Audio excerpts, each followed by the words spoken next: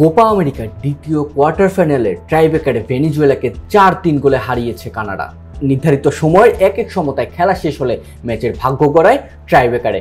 এর ফলে সেমিফাইনালের টিকিট নিশ্চিত করল কানাডা, যার ফলশ্রুতিতে আগামী বুধবার 10 জুলাই মেটলাইফ স্টেডিয়ামে বাংলাদেশ সময় ভোর 6টায় আর্জেন্টিনার বিপক্ষে মাঠে নামবে কানাডা। শনিবার 6 জুলাই টেক্সাসের AT&T স্টেডিয়ামে মুখোমুখি হয় দুদল, যেখানে নির্ধারিত 90 মিনিটের খেলা শেষ হয় এক সমতায়। কানাডার হয়ে একটি গোল করেন জ্যাকব শ্যাফেলবার্গ, অন্যদিকে ভেনেজুয়েলার হয়ে সমতাসূচক গোল করেন স্যালমন রন্ডন। ম্যাচটিতে 56% বল দখলে রেখে 16টি শট নেয় ভেনেজুয়েলা, যার মধ্যে লক্ষ্যে ছিল 3টি।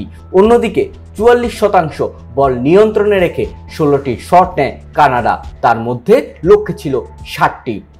13তম মিনিটে কানাডাকে এগিয়ে দেন জ্যাকব শ্যাফেলবার্গ। বক্সের বাইরে থেকে দুর্দান্ত শটে ডান প্রান্ত থেকে ভেনেজুয়েলার জাল কাঁপিয়ে দেন তিনি। প্রথমার্ধের বাকি সময় কোনো গোল না হওয়ায় 1-0-তে এগিয়ে বিরতিতে যায় কানাডা।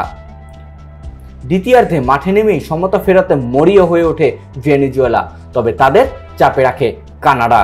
ম্যাচের 64তম মিনিটে ভেনেজুয়েলাকে সমতায় ফেরান স্যালমন রন্ডন।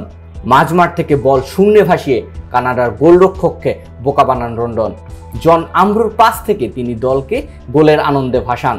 দ্বিতীয়ার্ধের বাকি সময় 1-1 সমতা থাকায় ম্যাচের ভাগ্য গড়ায় ট্রাইব্রেকারে, যেখানে শ্বাসরুদ্ধকর লড়াইয়ে 4-3 ব্যবধানে জয় পেয়েছে কানাডা।